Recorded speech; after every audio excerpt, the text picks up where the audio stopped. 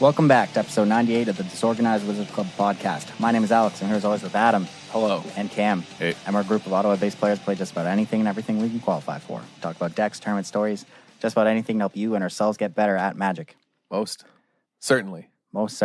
And as always, we are sponsored by WizardTower.com, your source for Magic single needs. Free shipping on singles in Canada. Great store, great content on mtgcanada.com. Check them out. And also, if you want to sponsor us, you can find us on Patreon now. We're at patreon.com/DWC Podcast. We have a few tiers on there, a stretch goal. Being a Patreon gets you into our Discord channel. And yeah. The Discord's been pretty sweet, actually. People have been talking a lot on there. It's cool to see. Yeah. Having lots of conversations. You get deck lists. We'll post, what we were playing at tournaments and sideboard guides. What we think of certain lists, what we were playing that weekend at events. Pretty cool, and willing to offer sideboard advice and sideboard guides and stuff like that. So yeah, it's a community we're really looking forward to fostering and growing, and it's been good so far. trying to help all our friends qualify for the Pro Tour while we just sit on the sidelines. All our friends and listeners to queue for the PT while we just cold chill and lose. Like Andrew out here qualifying. Yeah, and ABJ we had on the show last week just queued through the RPTQ like we talked about, and then former guest on the show, Daniel Lanthier, back on the Pro Tour. And former guest on the show. Repeated guest, I believe. John Rowe. Yeah. Way back when to episode 4. I don't know. Long like OG. Within the first 10 episodes, I would say he was on the show. Back on the Pro Tour as well. Oh, yeah. No, it's awesome. Shout outs to him. And just before that, he also won a PPTQ 2 weeks before. Yeah. So that guy's just on a tear. Yeah. He can't be stopped. No, can't. Yeah. No, it's awesome. I'm really excited. So players from local friends of ours and everyone doing well. It's awesome. Yeah, both of them teamed together for GP Detroit this past weekend. And Top Ford. Good showing from them. The Detroit Modern GP. I love how it's unified Modern, right? So you can't share cards. Yep. Across. Didn't change anything. Which just basically everyone in the player profile was like, so how did the unified, how did the unified Modern affect you? And everyone's like, not at all. Didn't matter. Just, we had to play different decks. Yeah. It's because, the card pool is just so deep that, it's not like if it said Legacy, because then we're in a huge problem because blue duels. Yeah. Blue duels and Wastelands are in a lot of decks. And it's like blue duels and Wastelands are all in the same deck. And then there's Death and Taxes, which needs Wastelands. And, then from there, there's no other, I don't know. You play Storm, but you need blue duels. Can play Reanimator. Yeah, you have to play Red-Black Reanimator, Death and Taxes, and Storm. Death Shadow doesn't need duels. Just play Shocks. Yeah. That's the only, that's brutal, though. That's the meta, basically, unless I'm missing something. But you could play Stoneblade. Blue-White. You still need blue duels. Miracles? Yeah, you can play Miracles, I guess. But, no, you can't. All those decks play Brainstorm. Damn. All blue, one of your players gets Brainstorm and no one else does. Yeah. Well, so someone's got to have it. So it's got to be Death and Taxes and then Black-Red Reanimator with Chancellor of the Annex. That's the Well, Death and Taxes doesn't play Brainstorm. So you have Death and Taxes, Black-Red Reanimator, and then you play any blue deck? Yeah, that's what I... Yeah. Can lands fit in there? Yeah. No. Wasteland. It just depends. That sounds miserable. And any blue deck, it's not any blue deck. It can't be a Delver deck. Because then you can't play Death and Taxes. Yeah. Or you can't play lands. So... True. That sounds miserable. Thank God. I want to see it now. Because it's just an awful format. You play Eldrazi Stompy. Yeah. But anyway, Modern GP this past weekend. Team constructed. And Tron won the tournament. Single-handedly. By itself. Just easily crushed. Yeah. Yeah. Pretty diverse selection of decks in the top 4. Yeah. I mean, there was Bant, there was Humans, there was Tron, there was Infect, there was Heart and Scales Affinity. Oh, nice. Blue-White Control, Jeskai Control. Yep. Just lots of decks. Smattering of the kind of top decks you would expect in Modern. Scape Shift. Yeah, that's what Felix played. It was Felix, Dan, and John. Yeah. And Felix played Scape Shift. John played Humans. And Dan played Blue-White. Yeah. Which is a pretty good lineup, I think. Yeah. How many people... So Matt Nass was playing Hardened Scales. Mm-hmm. How many people do you think kept a hand good against KCI and then just got wrenched? Probably a lot. Would you keep your hand for KCI? For sure. Of course. Do you think he's ever playing anything else in Modern after winning 2 GPs in a row with How it? good is Harden Scales that he's not playing KCI and he's playing Harden Scales? It has to be busted. So Matt Hemsley, our friend who was doing really well on Moto with Harden Scales and stuff, in a group chat recently, he posted a picture. It was like his profile picture on Facebook, but over his girlfriend's face, he photoshopped Matt Nass's face, and he's like, Harden Scale boys for life. That's pretty good. Yeah. I mean, we talked about this this deck a couple episodes ago, and it's definitely real. I mean, if Matt Nass is picking it up over KCI, something's going on. There's probably a lot more hate for KCI in the last couple weeks as well, due to it doing well. Yeah, but the hate that hits KCI also hits Harden Scales, right? Stony Silence, rest in peace. Yeah, that's true. Yeah. Those are just lights out. Mhm. Yeah, it's funny because KCI has an okay blue-white matchup, an okay to good blue-white matchup, but Affinities is awful. Yeah, it's It's awful. But KCI, I think, actually has a good blue-white matchup. Speaking of that, though, so our friend Matt, who kind of has been pioneering the deck a bit, he's also taught our other friend LP, and they've been playing the deck together and talking about it a lot, and they figured out the control matchup, and it kind of dawned on them. They're like, isn't Choke just busted? Like, holy, why haven't we been playing Choke all this time? Oh my God. How? Because you're an Affinity deck and you're just not thinking about playing it. Yeah. So Choke is a card you should probably add to your sideboard if you want to be control decks. Yeah, it's pretty good against blue-white. Yeah. Yeah, that's pretty good. Probably actually, even with Choke, a hard matchup. Yeah, just due to but- Colonnades tapping still. But yeah. Yeah. Oh, just play Choke. There's a way. Yeah, you can't keep the robots down. No. But yeah. But there's not much to say about like the modern meta and structure of it. It was just sort of what you come to expect in modern currently. Yeah, Nothing still surprising. Very Mhm. diverse. Nothing really changed. Nothing crazy, nothing shocking. That's I know usually what talking happens. to Dan and John about their tournament after I messaged them while I was at DreamHack Montreal in the weekend. I had been messaging them and they were like, yeah, Blue Eye just busted. It's so good. The deck is just amazing. They were huge fans of it. Man, So. all it took was them unbanning Jace the Mind Sculptor and printing a busted blue-white Planeswalker. I was laughing at, well, Teferi's like, fine. Yeah. I don't think that is like the issue. It's definitely Jace. It's just Yeah. it's just a Miracles deck now, right? Mhm. But I was talking and they said, because John won the PPTQ a few weeks before with Blue White, but didn't feel as comfortable as Dan did playing. And they just said their matchups felt so good. The deck was just phenomenal. And they're still probably not even at its final list yet. You know what I mean? People are still playing around with numbers. You see a lot of people still shifting numbers around where it goes and like how the sideboard operates. But There's no consensus. Well, maybe there's more of a consensus, but I haven't seen sort of unanimous agreement on what the cantrips should be in the deck. Most people are playing ops and something else. it's pretty unanimous that it's 4 ops. Right, but I was going to say I was watching Gabriel Nassif stream it, and he was playing 4 Serum Visions, 2 Hieroglyphic Illumination. Probably maybe just trying it out. I tuned into the stream sort of in the middle, but It seems weird. it does seem weird. But I think that some number of Seer Visions on top of the ops is also fine. Mhm.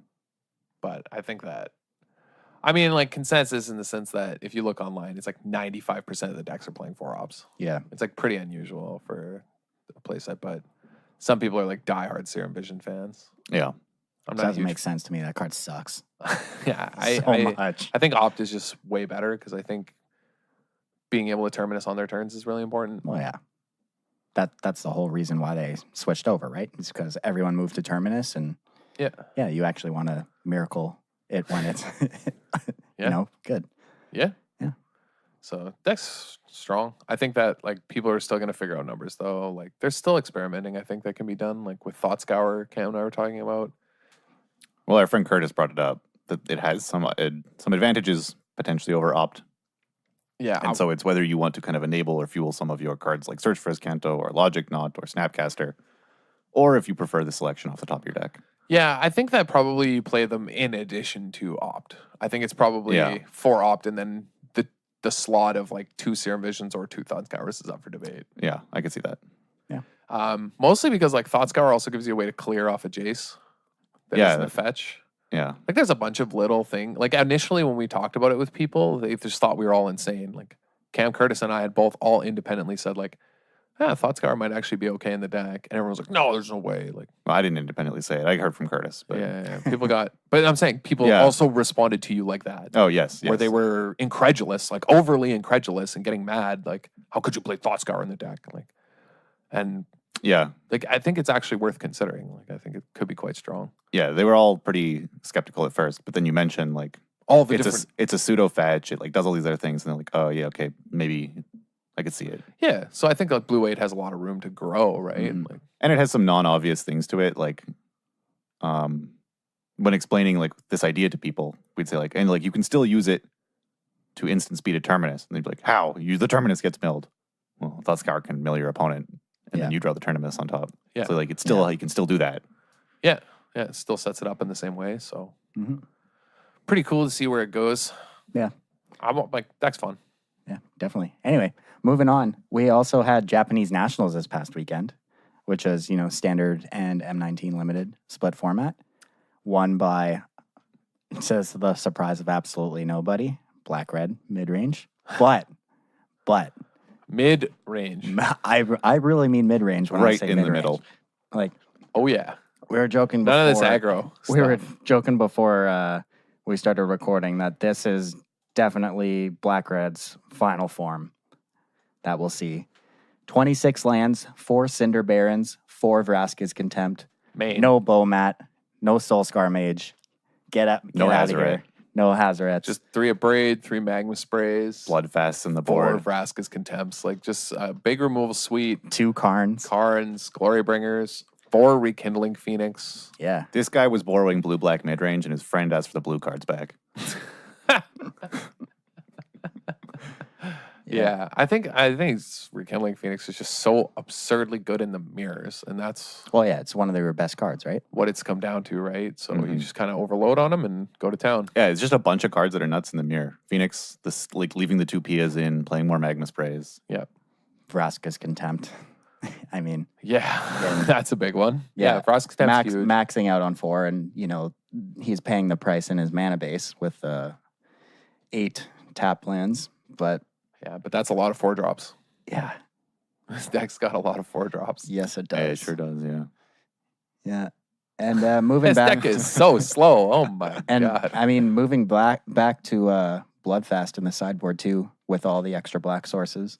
I wonder what this guy's limited record was. Was it like XO limited, XO every red-black matchup, and then like lose the rest but still top 8? Who even knows? There's That probably wouldn't a way to surprise find me. out. But I mean, yeah, if you're gunning for black red, which most people were on this past weekend, Yeah, not a bad idea. not a bad idea at all. And I mean, there's obviously still a bunch of blue-black decks floating around, and playing Bloodfast in your board is probably good for that matchup. Plus your 4 Vraska's Contempt, which is not a card black-red normally has access to because it's too hard on the mana. Mm-hmm. This you have deck that can now. really go late. You Yeah. know, like it's You're no longer just kind of getting grinded out by a Scarab God when you have access to 4 Vraska's Contempts. Yeah. So definitely cool. But yeah, I don't think there's much more we got mid-range nothing we there. can go with We this deck. Yeah. Also, the only other deck worth really mentioning in this top 8 is Ken Yukihiro's. Oh god, yeah. And Ken is in fact a hero. This guy always plays the sweetest decks. This is the guy that had the 4 Bone Picker deck at the Pro Tour. Oh, him. Oh yeah. Was that him? That deck's awesome. Yeah. Are you sure? Yeah. And I'm pretty sure he's also the one who top 8'd with Empty Boys for the first time. I'm gonna look that up while you talk about this Sure. deck. But he was playing the black. Remember that deck at the Pro Tour? I'm pretty sure it's him. Kinda, yeah. He's on. I might be Musashi. I can't remember. He's on one of the teams. But yeah, he always plays a brew. So I remember the Pro Tour coverage where I think Hollow One sort of made its debut, because I still have Rich Hagen's voice like rattling in my mind. He's playing Goblin Lore. Yeah. Yeah. No, he always plays like wacky decks. I'm quite sure. He You can check. definitely top 8. It was the guy who top 8'd with Hollow One. Yeah. Yeah. Sweet. And that was like the deck was unknown at the time. Like he's the first. You know what I mean? yeah, So yeah, it is also the guy who played 4 Bone Pickers at the Pro Tour. Then it's the same. I know it's yeah. that's hype. Yeah. What Pro Tour Anyway. was that? The first one that Bone Picker was legal, like Amonkhet. Amonkhet. I'm going to find it. Talk a little bit about this deck. Yeah, so this deck, the one that we're talking about that he just top-8'd Japanese nationals with, is mono blue aggro. Not entirely mono blue flying men. There are some, You're right. merfolk tricksters and such. But But look at the As usual, Adam, never wrong. look at the memory on me. It's Man, nuts. I'm unreal. basically an elephant. we had to text our roommate to turn the oven off right as we're recording because you forgot it. I didn't forget. We took way longer than I planned, and I planned on leaving the oven on for 2 hours, and then we took way longer in getting ready before the podcast. We ended up unorganized. Confirmed. That's not on me. What do you mean it's not? That's on a you? collective guilt. Okay. Well, you forgot something. That's always Well, I didn't true. forget. That we're I disorganized. actually remembered and then carefully texted my roommate telling him to turn off the oven just in case. As intended. So I was prepared. I remembered, just put together. but I was disorganized. There's a difference. Okay. Go on about your flying men, but not flying men. It's got some creatures that don't fly. There's a couple Baral, some merfolk tricksters. Slitherblade basically flies. But yeah, just mono blue aggro, like 4 Tempest Djinn, playing 4 Curious Obsessions. I think the new addition to this deck is, as mentioned, the merfolk tricksters and Barals, which are wizards. Because this deck also features 4 Wizards Retort. So you can play actual counterspell in your Delver deck. Yeah, it's just a popper deck put into standard. Main deck Spell Pierce. Main deck Unsummon. Dive down. Sideboard Sleep. Love it. Played against this deck after Japanese Nationals like 7 times in a row. Yeah. Because it's easy to put together. It's all junk cards. But it's pretty good. Like mid-range decks have a really hard time with this deck. Yeah, even like look at this is something you were saying before we started recording, but the red-black deck that won Japanese Nationals, it's leaning pretty heavily on Vraska's Contempt. Like, sure, Magma Spray picks off some things, but if you need to answer a Tempest Djinn, it's leaning really heavily on Vraska's Contempt. And if you put 4 mana into killing a Tempest Djinn and they have a Storm Tamer on board or a Dive Down or it gets Spell Pierced, you are so far behind. They get to do something else that turn. They put a Curious Obsession on it and the game's over. Yeah. The game's actually just over. Because they're just going to tempo you out and that thing's going to be a 6/4 and just massive, then a 7/4 and then you're dead the next turn. Mm-hmm. It's just huge.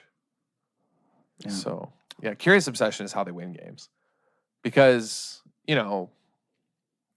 as a tempo deck, they just kind of have to blow all these unsummons and everything to keep tempo, but Curious Obsession lets them keep in the game and stay really powerful, actually. It's a really good card in the deck. Tempo decks, aka art punk decks. Yeah. Well, everything's a tempo deck these days. Yeah.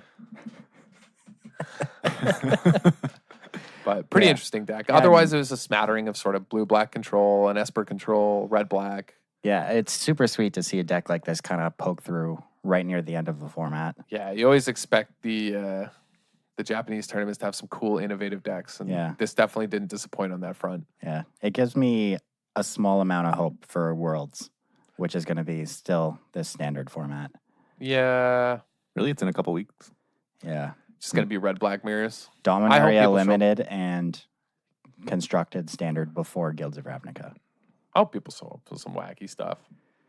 But I imagine it sort of just reflects what we've been seeing. Yeah. It's going to be blue-black. Standard's It's going to be black-red. Standard's pretty stale. I think the gameplay is itself actually pretty enjoyable, but as a meta, it seems solved currently. Oh, yeah. It got solved pretty early on. Yeah, and months ago. We've just been seeing the deck slowly evolve. Yeah. So, yeah, try and like outmaneuver each other within matchups or within mirrors. Yeah. But, you get a few flashes come in, like the Wizards deck. Yeah. Like a few things that come in and take advantage of the metagame briefly, but they're not sort of the pillars. And that's about it, which is cool, though. That's actually healthy. Like, I think that's actually healthy, that there's the meta shifts and evolves enough that a deck can, on the right weekend, win. And then those decks adjust, and then it goes, you know what I mean? It's a give and take. For the amount that people were sort of like, for the amount that they feared that this format would be bad in the first few weeks when all the rabble was stirred up about Chainwhirler, it's turned out good. Yeah. I mean, Chainwhirler decks are the dominant decks, but I don't think it's only because of Chainwhirler. Yeah. But yeah, things are definitely shift soon as well, which is going to be nice. Ravnica will change things, obviously. Yeah. Speaking. Oh. So, We also have one more tournament to talk about. Yeah, one more tournament in this I format. almost forgot for a second. How could you forget? I was out of town. So this past weekend, we had the Player of the Year tournament here in Ottawa at the Wizards Tower. And I, on the cast last week, called out Cam, who is the reigning champion, and I said I was going to take his belt from him. I disagreed. Cam disagreed. Who was right? Well, let me tell you. Say it, Stelly. So, would you believe that both Cam and I faced each other in the finals, and I lost? I would. What? I would believe it. That it's hilarious that 2 of the 3 of us are in this tournament and play in the finals. Yeah, that was sweet. I was so happy. Yeah. I was in Montreal just texting back and forth, just laughing. I was like, look at this, all DWC finals. And we even had to play each other in round 2. Yeah, it was looking dicey because there was a team killing the Swiss. Yeah. But before the tournament, you're looking at the format. The first 3 rounds were standard. The next 3 were modern. And then it was cut to top 8. For a draft. For a draft of M19. So I was joking before the tournament. I'm like, oh man, all I have to do is 2-1 both formats. Easy. 2-1 both formats. Top 8'd. I'm like, well, I can guarantee a 2-1 in this format. 2-1 that format too. Stuck the 2-for-1 special. Yeah. That's what I said. Nice. Yeah, it's just perfect. That's awesome. But yeah, tournament was a lot of fun. So all your weekday events are free now, though, right? I chose weeknights. Weekends, sorry. Oh, you get to choose. Yeah. Weekday pass or weekend pass. Yeah. Damn, that's awesome. Yeah. So all your weekend events like PPTQs, pre-releases, like you get all the... So I get $15 off The limited events. and then free constructed events. So all the tower opens, everything. Yeah. Like, man, that's awesome. Yeah. That's a sweet prize. And then yours is just every day of the week. It's Again, that, same but as, every day, yeah. Yeah. same as Same as I had, getting pretty used to it. Yeah. 2 years of free events. I kept my chair warm for me. We've talked about this before. The Wizards Tower here in Ottawa really does have awesome tournaments, and they really reward your players for consistently showing up and, doing well. And yeah, like it wasn't like, in fact, sort of the grinders at the GP level and other people that we've had on the show, like John, Dan, they weren't qualified for this tournament, right? No. They weren't playing in it, right? It's a lot of like, this tournament was for local players who consistently show up all the time or do well at a Player of the Month event and all these other things. So, like, yeah, it really rewards consistent. Like, I wasn't even qualified for this tournament because I just hadn't been playing enough locally. But, yeah, no, it's a really sweet tournament. Kind of cracks me up that we just went in there and jacked it. yeah, it was fun. What do you mean? But yeah, I play there frequently enough to have earned my spot to compete. It's just a perfect story, Like, called him out in the cast last week, said I was going to take his belt, and we just met in the finals like it should have. Dude, I called the win from the moment I walked in that morning. Well, it was from the moment we bought that sweater at Value Village. Oh, yeah. Well, that sweater is... So, we were thrift shopping, and we find this, like, bright red sweater. Yeah, we talked about it. Oh, we did? We've talked about the it. True Yeah. Spirit #1 champion. Oh, I didn't know if we talked about it on the podcast. Oh, yeah, I forgot. we did. Anyway, yeah, so I was wearing a sweater from that morning with a #1 badge on it because I was #1. I'm reigning champ. The True Spirit #1 champion. True Spirit Did #1 you post champion. it in the Discord? You should post it in I'll the post the Discord. picture in the Discord, yeah. That's great. It was great. It's pretty great. And then there's like pictures throughout the day. They like took a picture of everybody that was qualified, the 22 people that showed up. Sweaters front and center. Top 8, sweater front and center. Winner, sweater. Yeah. Pretty happy. So you played Black Red, which you called on the podcast and said, yeah, everyone can know who plays locally. Yeah. You're not going to be able to stop me. And I they said- didn't. You 3-0'd. Yeah, that was pretty straightforward. Yep. Cam- And Drew well, also- sequenced yeah. well. then you won a match in Modern. Yeah, that one. I also We called- were concerned about all week. I said that was my plan. Like, if I 3-0 modern or standard, I'm great because I can win a match of modern and then I'll be into top 8. Called shot again. Again, played Grixis Death Shadow because it's what I had the most familiarity with, and I found a sideboard guide I could just copy, so it was like less thinking. Lost a round, then won a round, and then drew in. So Yeah, maybe you could have won too. Who knows? yeah, maybe. Yeah. Probably not. I think I would have got paired against humans. Oh, yeah, you would have got smashed. Yeah, I would have got smashed. Yeah. I also played Black Red. Lost to Cam in round 2. And then played Tron, like I said I would, in Modern. Lost round 1 to Storm. So I'm like, I had to win the next 2. Then I got paired against Blue White Control, which is a bye. And then I got paired against Jeskai, Nahiri, Sahili, Felgar, Guardian. Oh, boy. And my opponent on the play, round 1, goes turn 2 Spreading Seas, turn 3 Field to Ruin You. I'm like, God, I'm so dead. Like, I'm never winning this match now. Still won through both that. Nice. So it was good. Yeah, and, pretty sweet. And Karn we trust. Pretty sweet story. Yeah. Pretty cool to see It was a lot of fun. people show up. We posted all of our deck lists from the draft and from standard and modern in our Discord. Yeah, exactly. And if people in the Discord, we have sideboard guides for the decks, just like we do any deck we play. And Yeah. we're willing to post them in there. And My draft deck was amazing. It was Did you way look better at than it? mine. no, I didn't Oh, look at it. so pack one, pick one, Bone Dragon. And I just blue black just was fed to me. Guy on my right was red white. Guy on my left was green white. Yeah. Just came together at like Psychic Symbiote. I got a Death Baron halfway through pack 2 Jeez. and just had a bunch of skeletons archers. and the 1-2 punch. Yeah, that's a good combo. just had a bunch of skeletons and zombies already. So I just had Yeah. like this blue black zombie tribal deck with a bunch of removal and insane rares. I had a Djinn of Wishes as well. Oh yeah, that card's insane. Murder, Legis Crest. My deck was nuts. Yeah, that's busted. And then I like easily won the quarters, easily won the semis, and then just the deck gave me the middle finger in the finals. I drew like 12 lands game one. Mm-hmm. And then Curtis, who was watching, was like, oh man, try not drawing so many lands this time. Missed my third land drop in game 2. Get it the next turn. Missed my fourth land drop the turn after. And then just died with 3 5-drops in hand. Rip. Yeah. 5 drops. Yeah. Yeah. It was shitty, but What still awesome. When what did- Cam and I were shuffling up before, we're like, it doesn't even matter who wins. Yeah, Like, it doesn't matter. sets- It actually Yeah, doesn't matter. it As worked soon out as perfectly. Yeah. Ryan and I were in at DreamHack Montreal for some like work stuff, and we were as soon as we got the message it was an all DWC finals, we were just kind of like, sweet, and just put our phones away. Like, we, No more tension. as long as we keep the dominance of our friend group, like winning it every single year, feels good, man. Yeah. Yeah. What did you draft? I drafted blue-red. People just didn't want to take Electrifies. I think my first pick was Lightning Strike and then Yeah. Electrify, and I kept getting Electrifies like throughout the draft. And then I just had like, I was kind of like, maybe, I put a bit of this in Discord, but I was waffling on some black cards. Like I took a Skymarch Bloodletter and like a Siege Rhino, Vampire Sovereign. Yeah.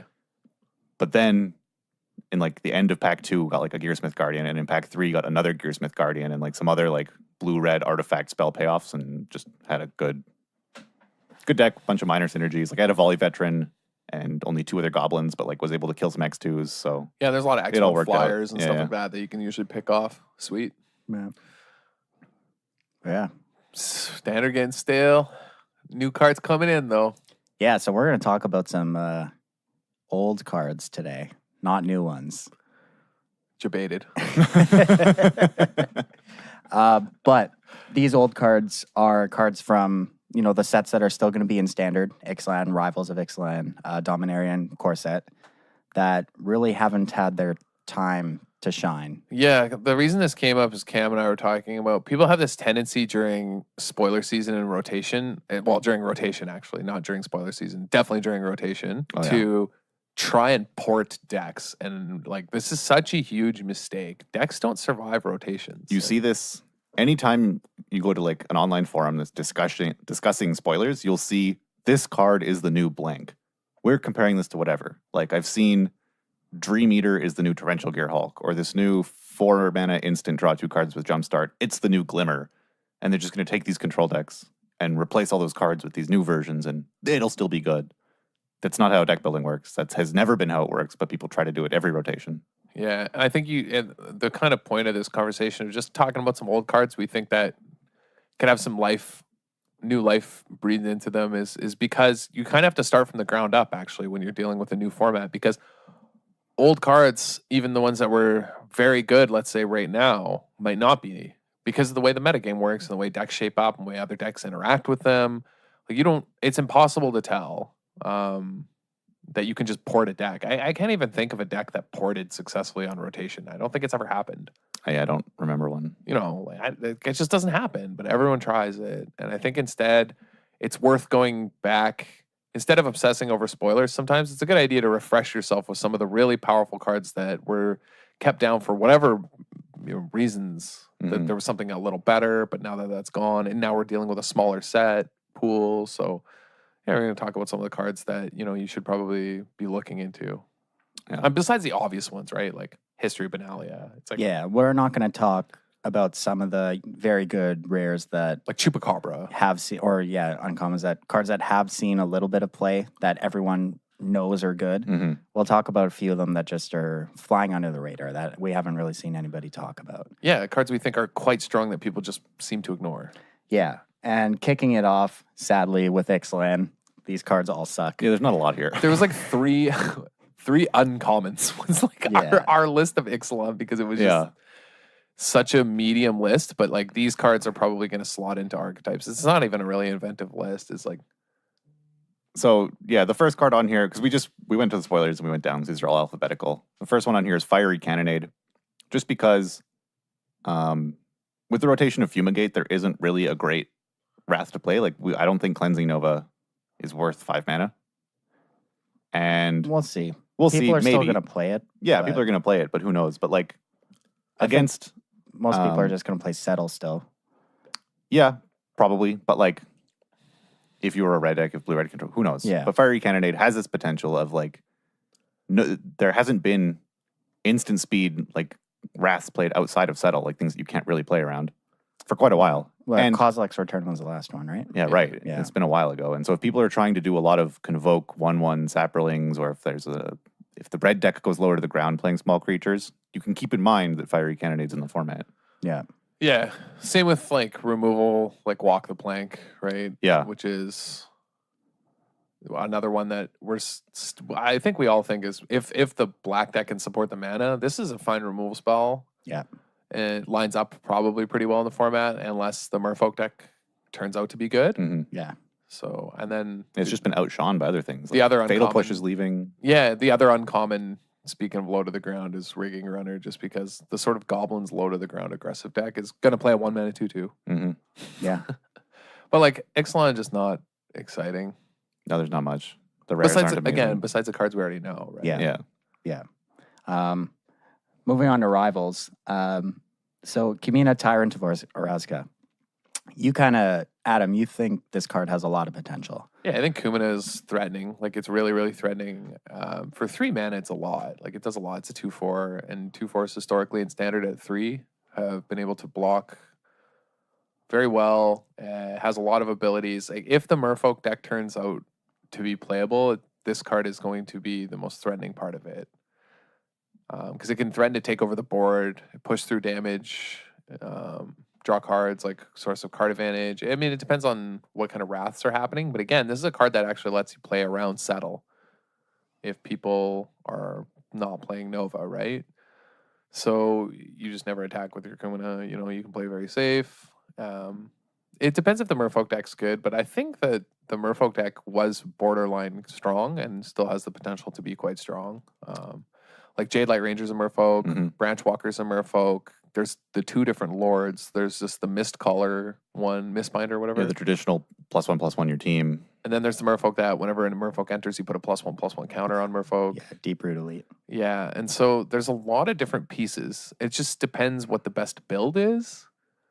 Yeah. You know, are you playing the River enchantment that makes a bunch of 1/1 hexproof guys? Are you playing Deep Root Waters. You know, are you sort of more tempo-y, Spell Pierce? You know, like are you mid-range? Do you play it as a sort of mid-range deck?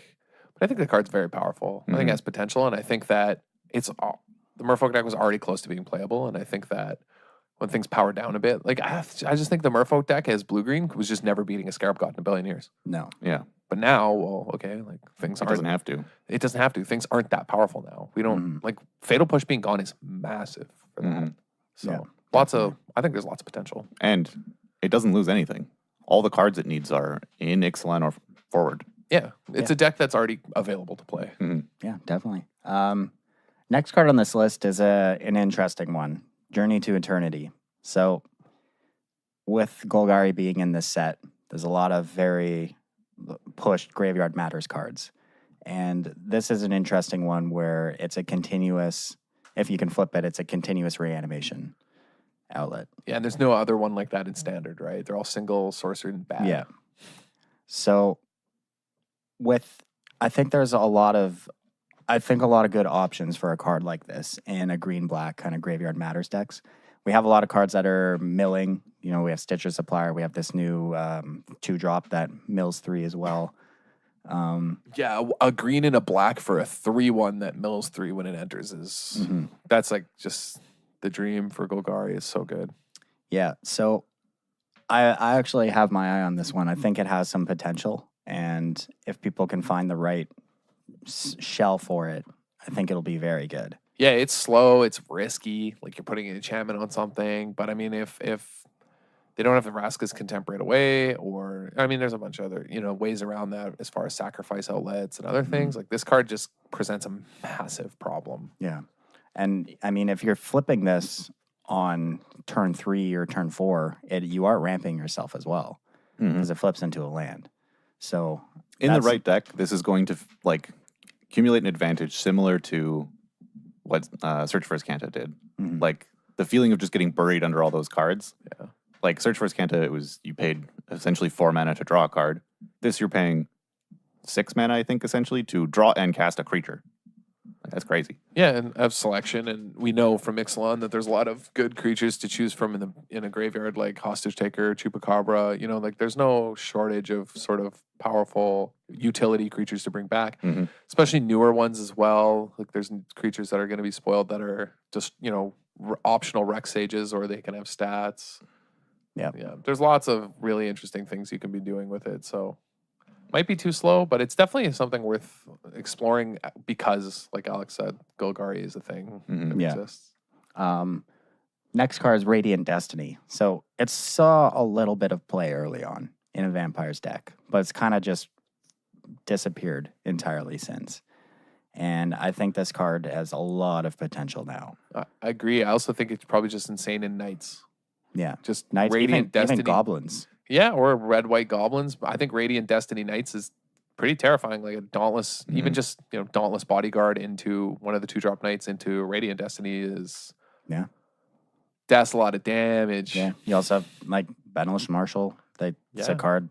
Your History of Benalias for the period that they're on the board count towards your what's the thing where you gain the city's blessing? Oh, Ascend. Yeah. True. Yeah, like it just seems really strong. I think it's a card that historically would have seen play in a lot of aggro decks. It's just vehicles, and this is something why like Fiery Cannonade cards like this just hadn't seen play, is because aggro decks could just sit behind a creature that could crew. Yeah. Like they never had to flood the board, they never had to commit in these really powerful ways, and so cards like Radiant Destiny just didn't really see play because they weren't needed. But this is a kind of a card that lets, like the aggro Knights deck overpower the mid-range deck, right? So I think cards like this, in any other standard format, this card would have already seen play, like a Crusade, right? Yeah. But as soon as Always Watching was spoiled, there was the Humans Always Watching deck that saw play throughout that format. Yep. So like I think that this card is something we're going to start seeing again because it's just such a powerful effect. So tribal, bit of a limitation, but I think this is a card definitely to keep your eye on. Yeah, for sure. I'm going risky on this one. Yeah, so you advocated Tendershoot Dryad. I think that if control isn't great, Teferi I'm sure is going to say otherwise because Teferi's Teferi. Yeah, but this card, I feel like it just doesn't lose creature matchups. I feel like it's almost impossible for you. If you ever have 2 of these in play in the creature mirror, the game is over. Yeah. Well, even just one sometimes. Yeah, one. You just make 2 3/3s a turn. Like the stats on that are ridiculous. Like over the course of a turn cycle, you made 8 power for 5 mana. That's so much. Like in the creature mirror, when people can interact with this card, is so incredibly powerful. Obviously horrible against wraths, but it's one of those things too where sort of, if it resolves and they don't have a wrath and you just get to sit there, they just lose. Or you hold one, they wrath, and then you play this, and you have to wrath again. Like then they have to wrath again. Like I think this card is actually borderline really degenerate. The City's Blessing thing is going to depend on how your deck is built, right? So there's a little limitations here, but have you played against this card in Limited? Oh, yeah. Have you ever beat it? Well, if you didn't just have removal on spot? Yeah, no. If it stuck around. No, you can never win. I was playing a blue-black deck that only had bounce as its removal, like tempo, and I didn't get out of the gates fast enough, and then they played 2 of these. Yeah. You know how hard it is to beat 2 6/6s? I guess 5/5s, but 2 5/5s every turn? Right. Like it's not possible. I just think that people are sort of underestimating the amount of power that this thing generates. Like for just a 5-mana creature to create that much of a board presence over the course of 2 turn cycles is ridiculous. It seems so powerful to me. And again, going back to like the decks that were popular now, red-black either had a faster start or flew over it with Heart of Kiran. Yeah. Blue-black always had exile removal or an essence scatter, or forbid they reanimated your Tendershoot Ride with Scarab God. But those sort of like decks that are powerful enough to ignore this effect are leaving. So yeah, and I mean maybe this fills the void of some really powerful engine. Like I'm just curious. I think it is a very powerful card. It's just it depends on how things shake up. But I think it's definitely something to keep your eye on. It could be really dangerous, and it doesn't need to be in like a Saproling deck. Like this. And I think that's the sign of really powerful mid-range cards and other cards is that they don't have to be in their sort of tribal deck to be good, right? This can be threatening on its own. Yeah, I mean, Selesnya's keyword is Convoke. This card plays very well with Convoke cards. The new Convoke, make a bunch of 1/1s is just bananas with this card. You're right. Like this card just plays really well on its own, but also, just has a lot of potential. I think it's actually just an underrated card right now. Yeah. Next on the list, we had Baffling End, which has been a criminally underplayed. It's just because white. No one plays white. And that card is so good. There's nothing else to really say. Exile Scrap Heap Scroungers and never saw play. I just don't. It's just a forgotten, awesome removal spell. Wasn't worth the splash, and no one else is playing it. Like Steel Leaf Champion Land War Elves is still going to be a thing, and it tags Steel Leaf Champions. Ooh, that's nuts. Right. Yeah. Like, it's just, and it's such a solid card. It's so powerful. And, you don't run the same risk of, like, if they Brontod on it, they're not getting back their 5/4. They're getting a 3/3. So it's not as bad. I'm just saying. Like, I think it's a really powerful option for 2 mana in white for just a sort of basically unconditional exiles. Very, very powerful. Definitely. So, and then this one we all went, oh yeah. So with the death of a Braid, we have the Immortal Sun. No, this is a card I can get behind. More immortal than ever. Yeah. Kill me now. This card's just been held down by a Braid its entirety. And the fact that everyone just wanted to play Chandra. Yeah. I have played this card a bit, and even when a Braid was running around, you have 1 turn with this thing. It's so much. Yeah, just any more than that, and your opponent just gets buried. And you're just mid-rangey creature, some removal spells, some creatures. Like this is the dream mid-range card. You just get some value, draw extra cards every turn. All your creatures are bigger than theirs. You know what I mean? Like this card is so powerful. Shutting down their planeswalkers, like that is just a pithing needle for all their planeswalkers. Like, yeah. But that Abrade is gone just makes this card, hopefully people aren't main decking artifact removal. Yeah, it's going to be Vraska they're main decking. Yeah. Yeah. Yeah. They can't do anything. Yeah. Thumb Corgan. Yeah, no, I think this card is poised to see some play. It's pretty powerful. It's really powerful. I don't think it'll be like a 3 of but I could see mid-range decks playing 2 copies. Yeah. Yeah, for sure. Yeah, just a really powerful, strong option if you're not playing Planeswalkers. Mm-hmm.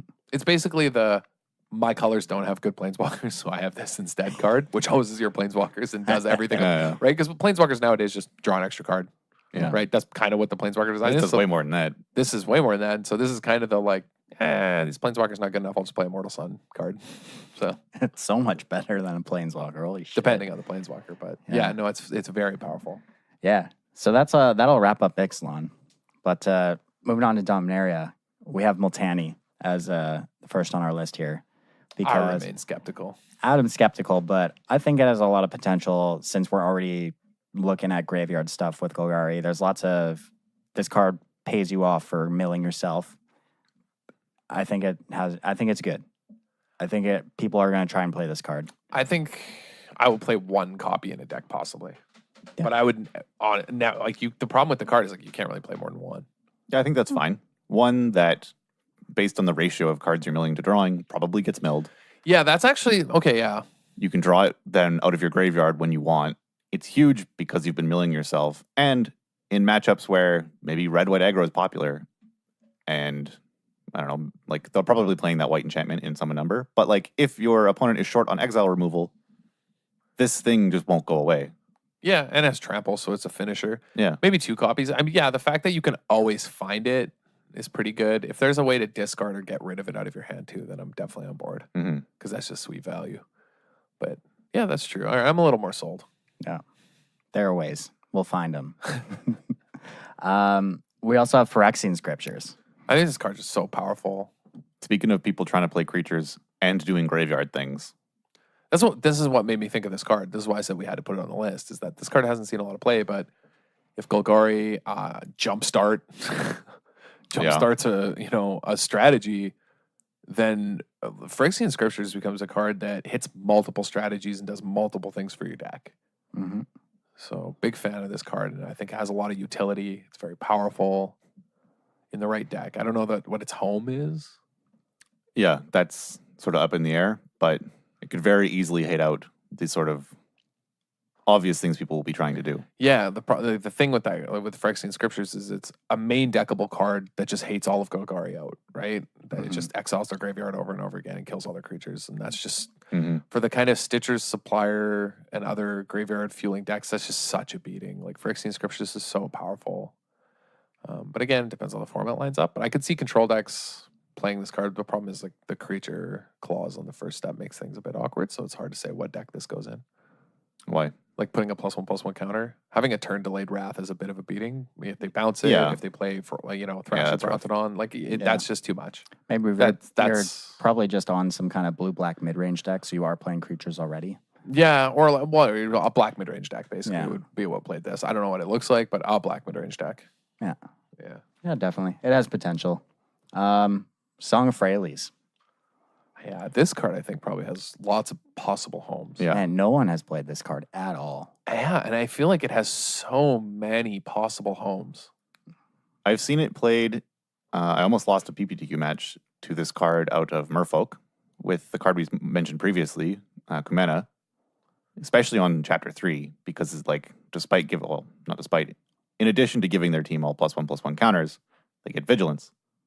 And Indestructible. That, I mean, it's over the top. But the Vigilance, especially with Kumena, the point I'm like, they got to attack and then tap all their guys, which were in combat, to activate Kumena a bunch, make things unblockable, draw cards. Like, yikes. Yeah, no, that's nuts. It was wild. Yeah, I mean, even just like the Saproling, like make a billion tokens and then just slam song. You know what I mean? And then just wait 2 turns. Yeah. Convoke a bunch of stuff out. Like, yeah, especially there's all these convoke, like.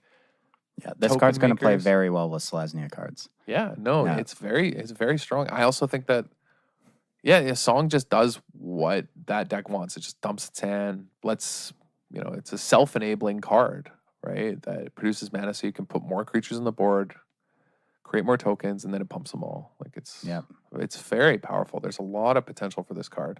Yeah.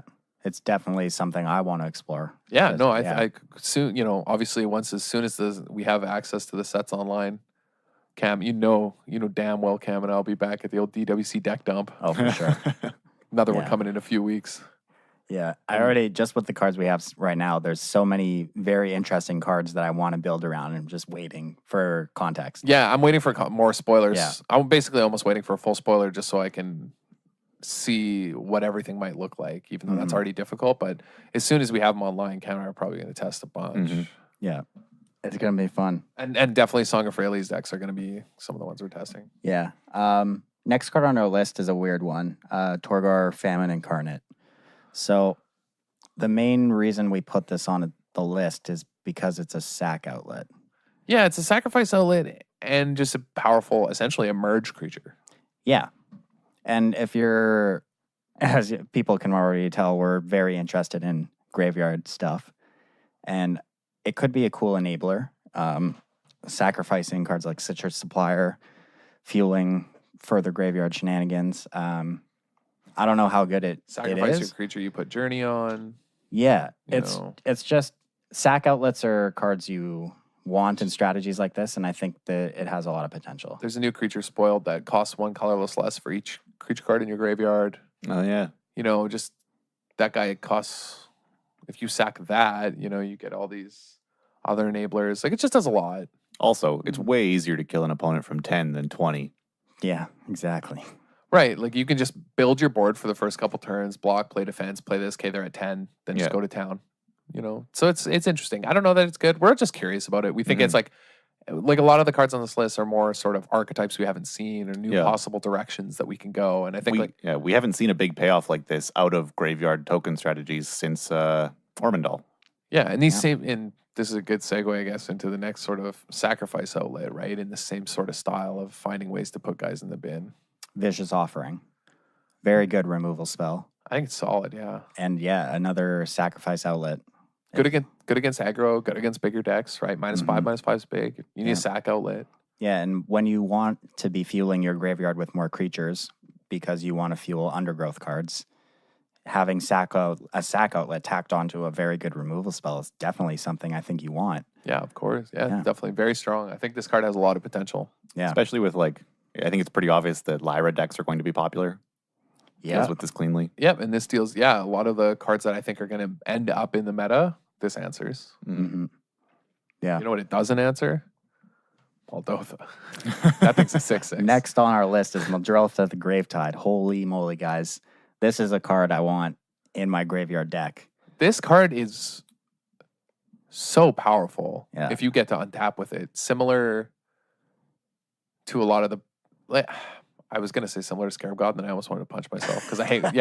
This whole point is don't do that, but I was also in the same sense of if you get to untap with it. Yes. Right? Like, it didn't come down and immediately win, but the threat of it is so powerful. Yeah, your opponent...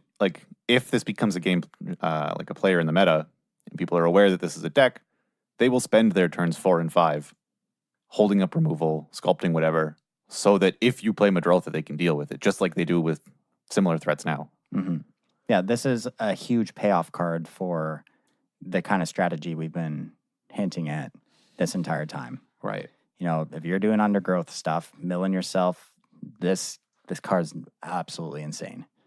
Yeah, it's wild. It really just depends how prohibitive its 6 mana cost is. Mm-hmm.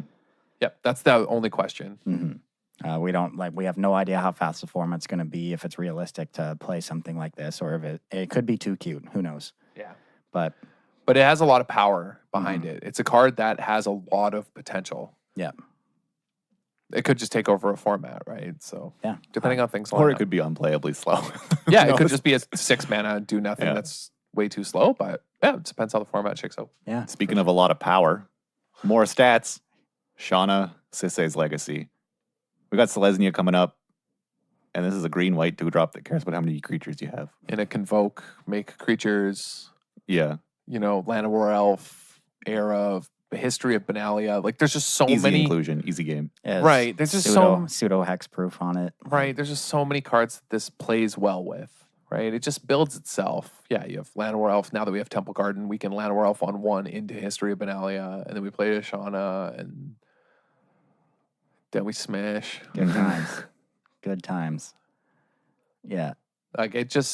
This card just, and now there's it's going to be good. It's going to be so good. Yeah, I think it, the fact, Fatal Push being gone is good for it.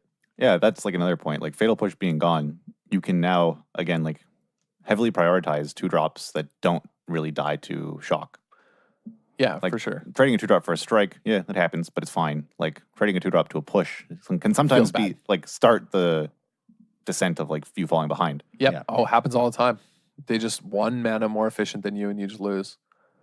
So you just sequence this so that it's a 3/3 and it can't get shocked.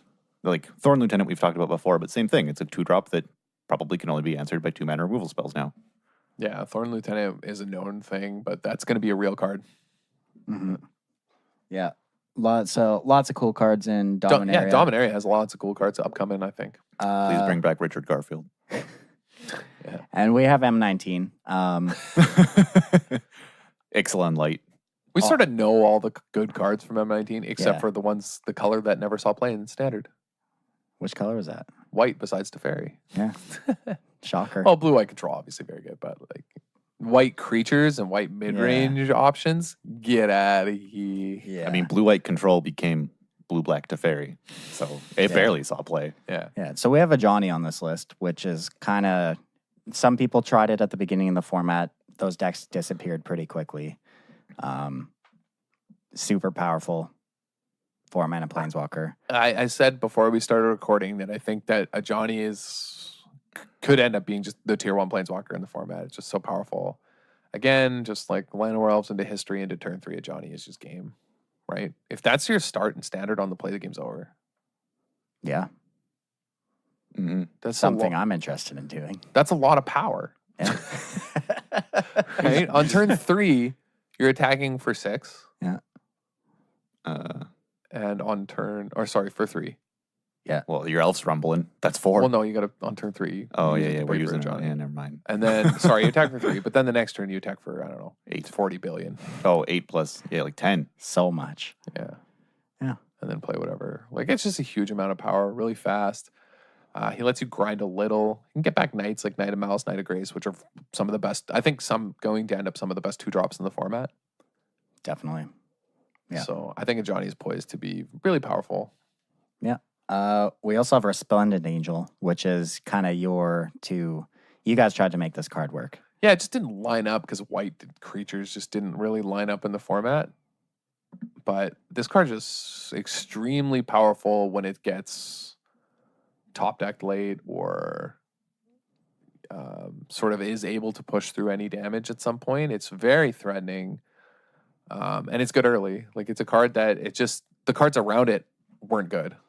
Like, and the mana, double white kept it out of standard. Like, if it was 1 white, 2 colorless, it would have been, green white would have been an insane deck. Yeah. Double white kept it out. And in a large standard, because of the power level of decks, the demand that creatures have good ETBs or some other impact also kind of was a notch against this. Yeah. So, but I think that with rotation, this card has a lot of potential. Yes. Yeah, and I mean, plays super well with the new Aurelia. If you've read this card, I don't know if you have. Go on Resplendent Angel into this card. Very good. Yeah, that is pretty good. Um, The problem is that Resplendent doesn't have lifelink on its own, right? yeah. Yeah, but your turn 5 is obviously Lyra. Yo, that lights out. Look at all these angels. Because then... We just played Tribal Angels. Radiant Destiny. We Yeah, already naming figured it out, angels? guys. Yikes, this sounds terrible. But yeah, no, it's just a powerful card that I think has a lot of options. And our sort of last card we were curious about that didn't have a home, but just, people have tried it, but I don't think they tried it enough. And I think this card is just so powerful. Yeah. It's the last card on our list. And again, another white card from Ep.98. The neglected color of the last couple months of Standard is Leonin Warleader, Hero of Cathold. Mm-hmm. Yeah. And the card's just powerful. Like, It's nuts. The card is so good. it's so powerful. It's a lot of power attacking. It produces an army. It's just an extremely powerful and aggressive card. It's just been held down by Hazy and the boys for its entirety. Yeah, just I don't know. that's all there, right? Yeah. Chandra comes down to -4s and Yeah. then you lose.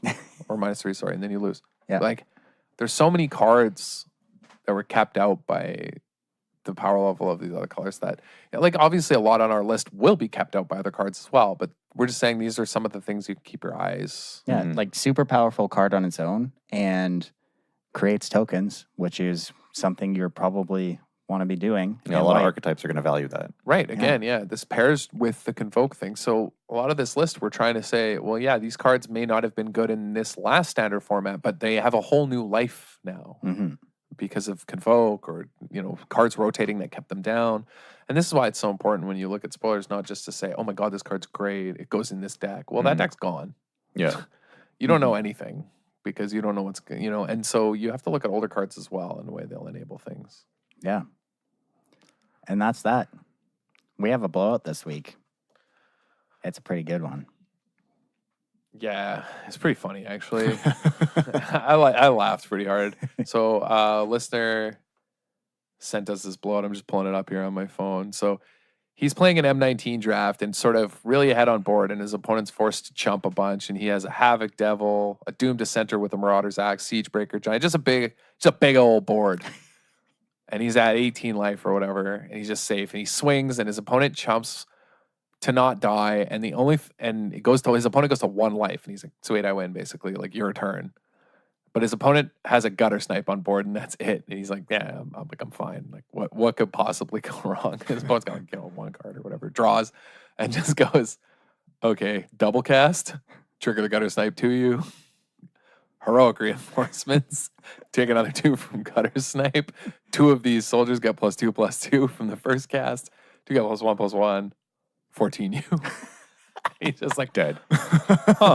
just Dead. from no board, 2 cards in hand, and limited. From the stupid Gutter Snipe double cast. Like I would be so cheesed if I lost like that. Oh, All right. could have left back. Why would you ever leave back a blocker in that? Like when you're forcing him to chump. Like the correct play is force the guy to chump, leave him with everything but 1 creature. Yeah.